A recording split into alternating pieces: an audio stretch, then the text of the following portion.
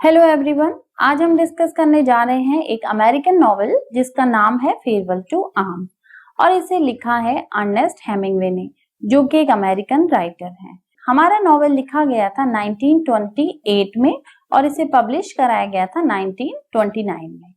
तो हमारी कहानी शुरू करें उससे पहले हम इसके कुछ इंपॉर्टेंट कैरेक्टर्स देख लेते हैं। तो कहानी का सबसे पहला कैरेक्टर है फेडरिक हेनरी। फेडरिक हेनरी हमारी कहानी का हीरो है और यह एक अमेरिकन सिटीजन है और इटली में ये आर्किटेक्चर की पढ़ाई कर रहा होता है।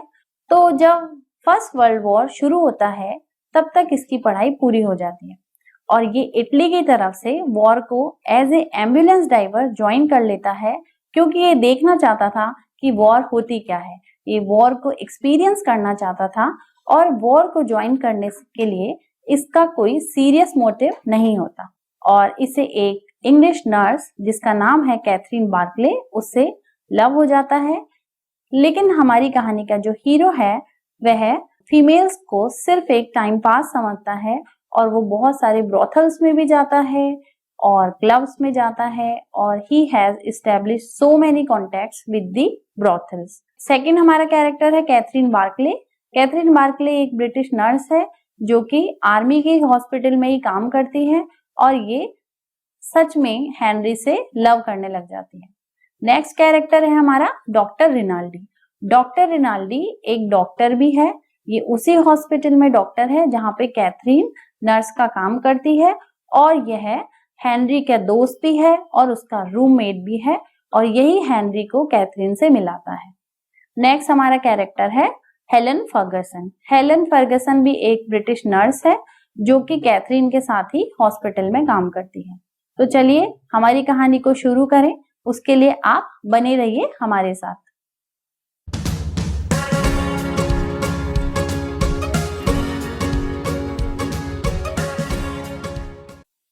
तो चलिए शुरू करते हैं हमारी आज की नॉवल की स्टोरी। तो हमारी कहानी की शुरुआत होती है फर्स्ट वर्ल्ड वॉर से, जब विंटर का सीजन चालू होता है और विंटर के सीजन में इटली और जर्मनी दोनों के अंदर वॉर हो रही है। तो यह दोनों डिसाइड करते हैं कि हमें वॉर को थोड़े समय के लिए पॉज कर देना चाहिए, वॉर को थोड़े समय के लिए रोक देना चाहिए, क्योंकि सर्दियों में एकदम ब्लड जमा हो जाता है। इस वजह से वॉर को थोड़े समय के लिए रोक दिया जाता है। तो हमारी कहानी का जो हीरो होता है हेनरी, इससे भी थोड़े समय के लिए छुट्टियां मिल जाती है और यह उन छुट्टियों को बहुत मजे से बिताता है। ये क्लब्स विजिट करता है, ब्रोथल्स में जाता है, ब्रोथल्स मतलब जहाँ पे प्रोस्टिट्यूट्स रहती हैं, ये वहां जाता है, ये शराब पीता है और ये अपनी छुट्टियों को जितना एंजॉय कर सकता था उतना एंजॉय करता है। अब विंटर का सीजन खत्म हो जाता है और हेनरी को वापस आना पड़ता है और इसे अपनी job as a ambulance driver वापस ज्वाइन करनी होती है। अब हेनरी को इसका डॉक्टर दोस्त जिसका नाम है रिनाल्डी, वो अपने हॉस्पिटल लेके जाता है और दो ब्रिटिश नर्सेस से उसे मिलाता है, जिसमें पहली नर्स का नाम है हेलन फर्गसन और दूसरी नर्स का नाम है कैथरीन बार्कले। अब इस कैथरीन बार्कले से मिलके हेनरी को बहुत अच्छा लगता है और हेनरी से मिलके कैथरीन बार्कले को भी बहुत अच्छा लगता है। तो फर्स्ट मीटिंग में ही ये कैथरीन इससे बताती है कि ये बहुत दुखी है क्योंकि इसका एक लवर था जो कि इसका फियांसे था, यानी उसकी शादी होने वाली थी और उसका फियांसे आर्मी में एक ऑफिसर था और इस फर्स्ट वर्ल्ड वॉर के दौरान ही वो शहीद हो गया। तो कैथरीन उसकी याद में बहुत दुखी है और उसके बिछड़ने का उसको बहुत गम है। इस वजह से ये कैथरीन धीरे धीरे हेनरी की तरफ अट्रैक्ट होने लगती है। इधर हेनरी भी एक ऐसा कैरेक्टर है जिसे फीमेल्स में बहुत इंटरेस्ट है और वह सिर्फ औरतों को एक टाइम पास समझता है। तो हेनरी भी as a time pass Catherine से अट्रैक्ट होने लगता है और धीरे धीरे ये दोनों एक दूसरे के साथ समय बिताना शुरू करते हैं और इन दोनों की केमिस्ट्री एक दूसरे से बहुत अच्छी बैठ जाती है। अब स्प्रिंग सीजन चालू हो जाता है और हेनरी को अपनी वॉर पे वापस जाना होता है। हेनरी अपनी एम्बुलेंस का चार्ज संभाल लेता है और हेनरी को ड्यूटी दी जाती है कि जितने भी इटालियन सोल्जर्स वॉर में वुंडेड हो जाते हैं, घायल हो जाते हैं या वो डेड हो जाते हैं, तो हेनरी को उनकी लाशें उठानी पड़ती है और उन्हें हॉस्पिटल पहुंचाना पड़ता है। ये हेनरी का काम होता है। अब हेनरी अपनी जॉब वापस ज्वाइन करता है तभी हेनरी एक दिन वहां वॉर फ्रंट के पास अपने साथियों के साथ बैठ के कुछ खा रहा होता है। तभी एक मोटर शेल आके इनके बंकर से टकराता है और हेनरी की नी इस मोटर शेल की वजह से वुंडेड हो जाती है और हेनरी की नी में बहुत गहरी चोट लग जाती है। तो इसे मिलान के एक हॉस्पिटल ले जाया जाता है ट्रीटमेंट के लिए। वहां पे जाकर इसे पता चलता है कि इसकी नी तो बहुत सीरियसली इंटरनली इंजर्ड हो चुकी है और उसका ऑपरेशन करना पड़ेगा। वहां पे एक डॉक्टर होते हैं वैलेंटिनी नाम के, तो ये डॉक्टर वैलेंटिनी हेनरी की नी का एक सक्सेसफुल ऑपरेशन कर देते हैं। अब हेनरी का नी का सक्सेसफुल ऑपरेशन तो हो जाता है, लेकिन इसकी नी में चोट इतनी ज्यादा होती है कि इसे रिकवरी के लिए कुछ और समय हॉस्पिटल में रहना पड़ता है। तो ये अपनी रिकवरी के लिए वहीं पर एडमिट रहता है आगे आने वाले समय में। तभी एक दिन इसे जानकर बहुत खुशी होती है कि वो नर्स कैथरीन बार्कले जिससे ये मिला था उसका यहाँ पे ट्रांसफर हो जाता है और यहाँ पे मिलान के हॉस्पिटल में वो इसे ज्वाइन करती है। अब कैथरीन और हेनरी जब एक दूसरे से मिलते हैं तो ये बहुत खुश होते हैं और एक दूसरे के साथ ये बहुत अच्छा समय स्पेंड करते हैं।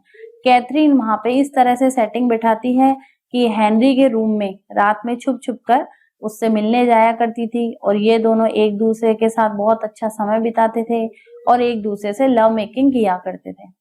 धीरे धीरे इन दोनों को एहसास होने लगता है कि ये दोनों एक दूसरे से ट्रू लव करने लगे, यानी जो रिश्ता सिर्फ टाइम पास के लिए शुरू किया गया था वो एक सीरियस अफेयर में टर्न हो जाता है और कैथरीन प्रेग्नेंट हो जाती है। अब हेनरी पहले से काफी रिकवर हो चुका है और उसे अपनी वॉर को वापस ज्वाइन करना है, लेकिन हेनरी को इस रिकवरी के लिए 3 सप्ताह की छुट्टी दी जाती है। इस दौरान हेनरी को एक दिन जॉइंटिस हो जाता है, तो उस हॉस्पिटल की जो सुपरिटेंडेंट थी उसका नाम था वैन कैंपेन। वो हेनरी को बहुत डांटती है और उसे कहती है कि तुमने बहुत शराब पी है जानबूझकर, क्योंकि तुम वॉर में वापस नहीं लौटना चाहते, इसलिए तुम्हें जॉइंटिस हुआ है।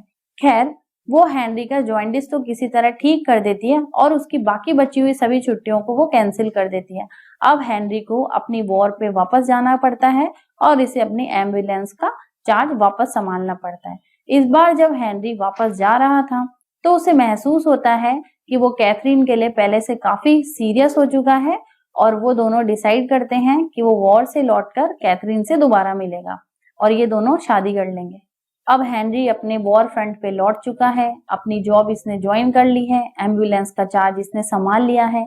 अब हेनरी देखता है कि इटली के हालत तो बहुत खराब हो रहे थे। जर्मनी इटालियन सोल्जर्स को पीछे धकेल रही थी, इटली की जगह जगह हार हो रही थी।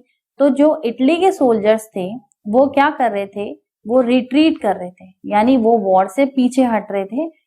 तो बहुत सारे इटली के सोल्जर्स इस वॉर में पीछे हट जाते हैं। तो ऐसे हालात देख के हेनरी भी डिसाइड करता है कि वो भी इस वॉर से रिट्रीट कर लेगा और अपने कुछ साथियों के साथ ये वॉर छोड़ के रिट्रीट कर लेता है, यानी वहां से भाग जाता है अपनी एम्बुलेंस में। रास्ते में इनकी एम्बुलेंस खराब हो जाती है और हेनरी की अपने कई साथियों के साथ झगड़ा हो जाता है और इस झगड़े में कुछ लोगों की जान भी चली जाती है। इसके बाद हेनरी और उसके बचे हुए साथी कोशिश करते हैं कि वो अपनी गाड़ी को दोबारा स्टार्ट कर सकें, लेकिन उनकी एम्बुलेंस स्टार्ट नहीं होती। इसलिए हेनरी और उसके साथी वहां से पैदल ही निकल जाते हैं और जाके एक जगह पे छुप जाते हैं। इधर हेनरी को पता चलता है कि इटालियन पुलिस और इटालियन आर्मी उन सभी सोल्जर्स को पकड़ रही थी और उन्हें जान से मार रही थी जो सभी सोल्जर्स वॉर छोड़ के रिट्रीट करे थे।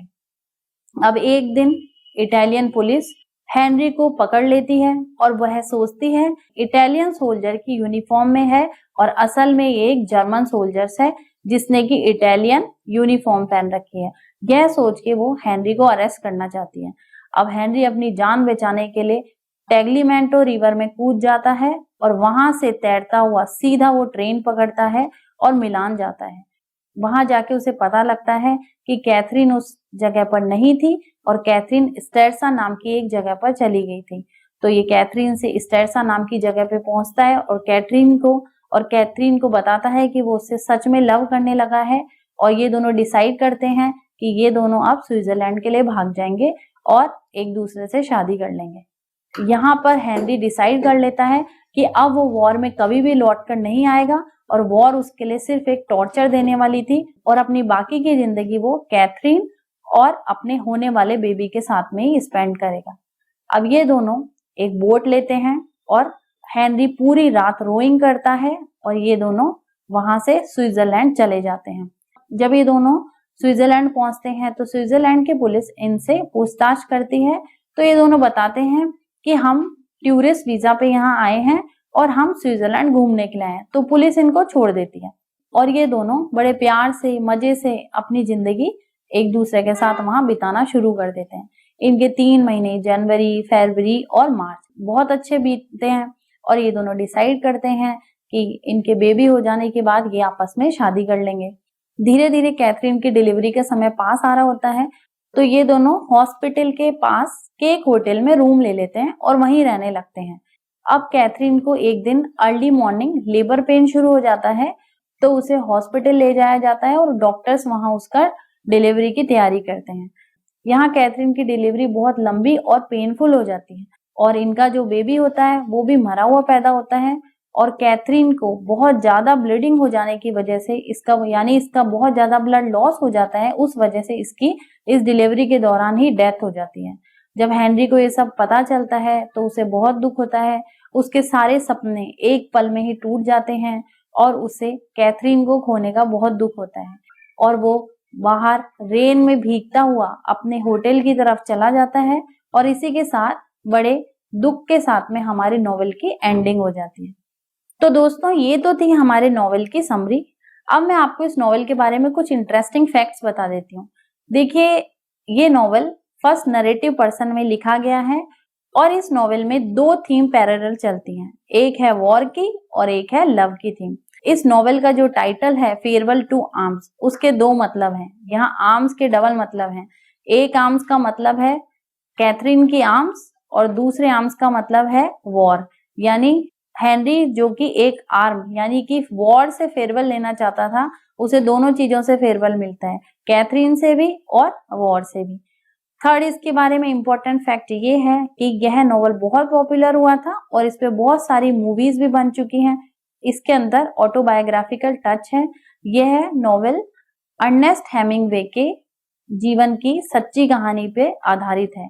पूरा नॉवल तो उनकी सही कहानी पर आधारित नहीं है, उन्होंने काफी हद तक इसमें चेंजेस करे हैं, लेकिन अर्नेस्ट हेमिंग्वे ने जब फर्स्ट वर्ल्ड वॉर में पार्टिसिपेट किया था तब उन्हें एक ब्रिटिश नर्स से सच में लव हो गया था, जिससे उनकी कभी शादी नहीं हो पाई थी, लेकिन उन्होंने इस नॉवेल को अपने अकॉर्डिंग चेंज करके हमारे सामने प्रेजेंट करा है। तो इसी के साथ हमारे आज के वीडियो की समाप्ति होती है और हमारा नॉवेल खत्म होता है। दोस्तों, आपको हमारा ये वीडियो कैसा लगा आप हमें कमेंट करके ज़रूर बताइएगा और आप जिस भी टॉपिक पे नेक्स्ट वीडियो चाहते हैं वो हमें कमेंट सेक्शन में कमेंट करके ज़रूर बताइएगा। दोस्तों, आपको अगर ये हमारा वीडियो अच्छा लगा हो तो आप इसे लाइक करें, सब्सक्राइब करें और शेयर करना ना भूलें।